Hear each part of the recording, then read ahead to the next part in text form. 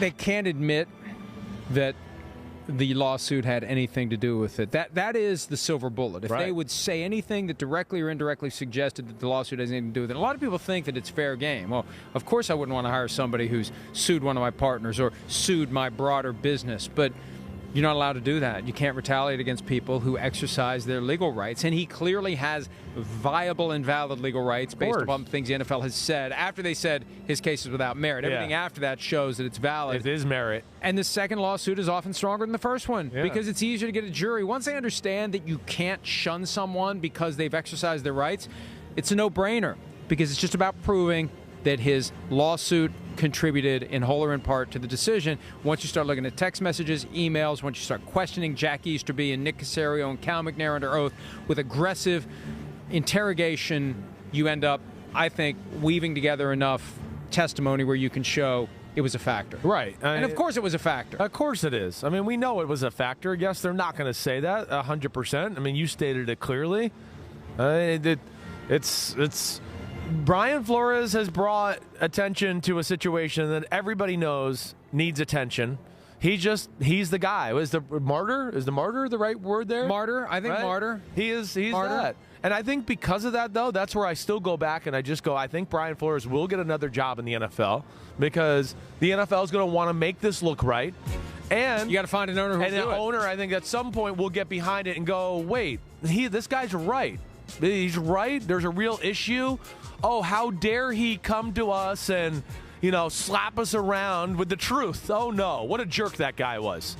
I mean, this is a real issue. And I think between that and an owner having compassion and realizing, wait, he's right, and then you add on the fact that he is a damn good football coach.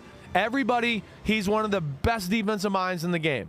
I mean, we talk about a few times this year, right, where you're like, why doesn't everybody do that defense Brian Flores does? We got 7 guys, 7, 8, 9 guys up there. And where's going, right? But because it's hard to coach. It's creative. A lot of teams are trying to emulate it, but you got to be sound in doing it. You can't just go, hey, that looks cool, but we're going to leave this area wide open, or if they run the ball here, we're screwed.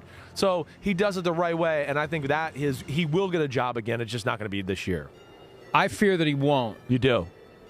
Because a couple of reasons. But first of all, he's made some strong accusations. He has.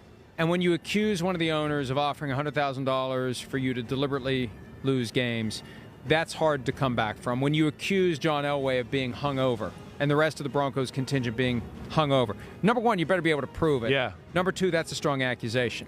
The accusations he's made against the Giants, that basically Bill Belichick is a puppet master for who the Giants are going to hire as head coach, and they issue a strong statement in response. The allegations in there about the Texans, that David Culley was fired when he shouldn't have been, that this philosophical difference is baloney. See, and there's an extra point. What happened last night? The lawyers for Brian Flores issued a statement, and they said that he didn't get the job, obviously because of his lawsuit. Now, I don't know that you do that. I don't know that you gain anything from that. You know how you gain from it? If you're Douglas H. Wigdor or John, I can't even begin to pronounce his last name, and I'm sure Elevatourakis. Something like that. But these guys were on CBS this morning. They were on CNN.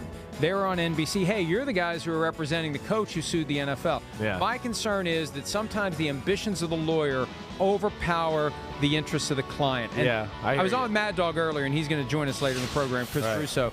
And I articulated for the first time one thing that has bothered me. And I don't want to criticize other lawyers. Everybody's got their own way of doing things. But I think sometimes what the lawyer wants supersedes what the client needs. And I think that Brian Flores should have waited to file his lawsuit. I think he made an emotional reaction once he got pissed off, once he found out that Brian Daboll was getting the Giants job instead of him. I think that if he had taken some time, if he hadn't filed the lawsuit, Josh McCown would be the Texans coach right now. And his case would be even stronger. Maybe Mike McDaniel wouldn't be the coach of the Dolphins right now. And Brian Flores' case would be even stronger. And you give it some time. Or you see if you get one of these jobs. Hey, you know what? Before we go crazy here, I know I'm upset I didn't get the Giants job, but I still could get the Texans job. Right. Maybe he knew he wasn't going to get it. Maybe he knew he was a finalist just so it would look good. I feel like he had to have some signals to go, I'm being used. I'm not going to get it. So the hell with it. I'm going to do it. But if I'm Brian Flores and I ultimately want to go back and coach in the NFL, at some point I have to say to the lawyers, look, let's remember one thing. You work for me, and I do want to coach in the NFL again. I don't want you to poison this well to the point where at the end of the day, we fight them in court for 2 years, and they offer me extra money when it's time to settle the case to not seek or accept employment as a head coach with an NFL team. They basically buy out my future employment rights. It would not be a small number, and his lawyers would get their percentage of that number. Right.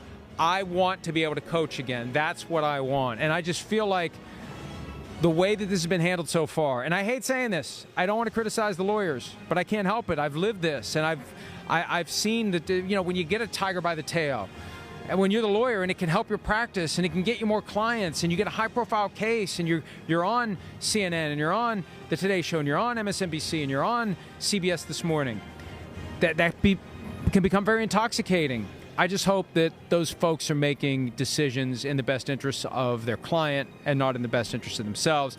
And I hope Brian Flores will be willing to say to them at the appropriate time, run everything by me. Let's make sure that it's the right thing to do because I don't want to screw up. If I really do want to coach in the NFL again in the future, I don't want to make it impossible for a team to hire me. I hear you. He's got to be careful there. Right now, it seems like he gives 0 Fs given. Like 0.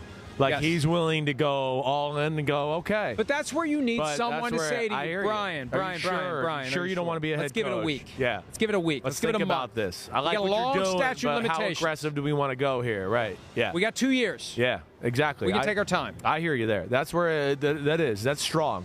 And again, I don't know what the lawyers, if they've been given the green light to just do whatever, or if they do run things like that. I think they want the green light. That's what I'm saying, and I'm trying to be diplomatic about it, but I think the lawyers may have taken advantage of his anger, his justifiable anger, and instead of telling him, let's calm down, let's give this a break, let's wait a little while. And maybe they just feel like, something that we brought up with other subjects. Hey, maybe they just know that the flames are hot and they want to keep the pressure on. Let me also say this. And I don't want to oversimplify things here, but I will say this. To the extent that it seems like those lawyers dropped everything to throw these papers together and get it filed, because it sure looks like that, didn't it? They dropped everything and put these papers together. This is a long complaint and everything got... I would kind of rather be represented by lawyers who don't have the time to drop everything and focus only on my case right now. I'd like to think that they have maybe some trials or other stuff on the docket, and I don't know enough about their schedule, but really good lawyers are busy. And really good lawyers are too busy to drop everything to throw together the Brian Flores complaint right now and get everything filed right now. And I've seen nothing in any of the arguments to suggest that anything's amiss. But if anything... Your very busy and successful lawyers are going to be like, well, Brian, I know you'd like to do this right now, but I'm kind of spoken for the next 6 months, and that would have better suited his interest. And I apologize to the lawyers whose names I already can't remember, but that's part of the reality too. If you're really busy as a lawyer, you don't have time to throw this thing. It feels like it got thrown together. A few days, pretty damn quickly. It seems that way. I mean, Mike, listen, you know more than me on these subjects. Certainly, I hear you. There's things I haven't even thought about. And maybe they stayed really. up all night. Maybe they stayed up all night and did it. Maybe they burned the midnight oil and worked all weekend and were fully committed while they're otherwise juggling 50 plates. And if so, bravo. Well, that's where I was going to go. Maybe this is such a landmark thing that and again, I know nothing about these lawyers. I don't know how successful they really are, but this might be such a big thing to where they go, wait, this can change our practice forever. We are going to drop everything. All the more reason to say to Brian Flores, are we sure we want to do this right now? Because at a minimum, unless he was trying to help other black coaches get hired, because from a PR standpoint, it puts them in a box and they feel like they have to make minority hires after this lawsuit comes out before the hiring cycle has ended. Strategically, it's in his interest to let them go ahead and screw it up again and emerge from this process with one black coach. It would have been better for him. It would have been better, and that's what you got to be thinking about if you're going to handle a case like this. So, look, this isn't going anywhere, just like Tom Brady potentially coming back from retirement, or retirement isn't going anywhere. And we'll see, because another hiring cycle is always around the corner. Yep. And I have a feeling he's going to get passed over next hiring cycle. And I don't know when the case is going to get settled, but at some point, I think it will get resolved, whether it's going to be in court, whether it's going to be arbitration, whether it's going to be a class action. A lot of questions would be figured out as we continue through 2022 and presumably into 2023. Hi, I'm Mike Tirico, and thanks for watching. Make sure to hit subscribe for the latest news and highlights from NBC Sports.